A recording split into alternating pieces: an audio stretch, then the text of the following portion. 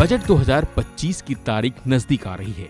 आने वाले 1 फरवरी को मोदी सरकार वित्त वर्ष 2025-2026 के लिए अपना 11वां बजट पेश करेगी। केंद्र सरकार के आगामी बजट से शिक्षा और रोजगार सेक्टर में कुछ नई पहल की उम्मीद की जा रही है। यह दोनों क्षेत्र न केवल देश की अर्थव्यवस्था बल्कि आम नागरिक की जीवन शैली को भी प्रभावित करते हैं और यही वजह है कि वित्त मंत्री निर्मला सीतारमण से उम्मीद की जा रही है कि वो इस बार के बजट में छात्रों और युवाओं पर विशेष ध्यान देंगी। हालांकि मोदी सरकार ने शिक्षा, रोजगार और कौशल विकास के लिए पिछले सालों में लगातार बजट बढ़ाया है।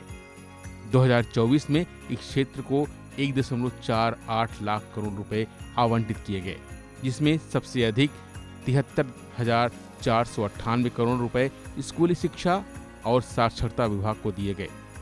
और यही वजह है कि इस बार भी बजट से उम्मीद की जा रही है कि सरकार इसी तरह से इस बार भी इस सेक्टर पर विशेष ध्यान देगी। कई राज्यों के छात्रों ने कहा है कि हम उम्मीद लगाए बैठे हैं कि इस बार के बजट में शिक्षा के क्षेत्र में हम छात्रों को केंद्रीय वित्त मंत्री की तरफ से विशेष उपहार मिले, जो कि सस्ती दरों पर अपनी पढ़ाई पूरी कर सकें।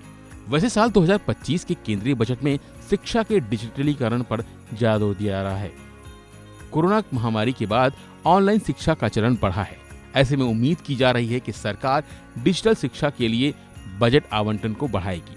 हालांकि शिक्षा के क्षेत्र में सुधार के लिए पिछले कुछ वर्षों में कई प्रयास किए गए हैं, लेकिन इस बार केंद्रीय बजट में नई राष्ट्रीय शिक्षा नीति यानी कि NEP 2020 को और प्रभावी करने के लिए कुछ कदम उठाने जाने की उम्मीद है। शिक्षा क्षेत्र के साथ साथ रोजगार सेक्टर को भी इस बार बजट से काफी उम्मीद है। रोजगार क्षेत्र में सुधार के लिए नए नए कार्यक्रमों और योजनाओं का ऐलान किया जा सकता है। उम्मीद की जा रही है कि केंद्रीय बजट में छोटे और मध्यम उद्योगों यानी MSME और SME के विशेष पैकेज दिए जाएंगे, जिससे अधिक रोजगार अवसर उत्पन्न हो सके। इसके साथ ही सरकार सेल्फ एम्प्लॉयमेंट को बढ़ावा देने के लिए नई नीतियां बनाई जा सकती हैं। छोटे व्यवसायों के लिए लोन और वित्तीय सहायता की सुविधा प्रदान की जा सकती है, जिससे बेरोजगारी कम हो सके। स्टार्टअप को बढ़ावा देने के लिए सरकार हमेशा नए नए एक्सपेरिमेंट करती रहती है, जिससे नए उद्योगों को बढ़ावा मिलेगा और रोजगार के अवसर बढ़े।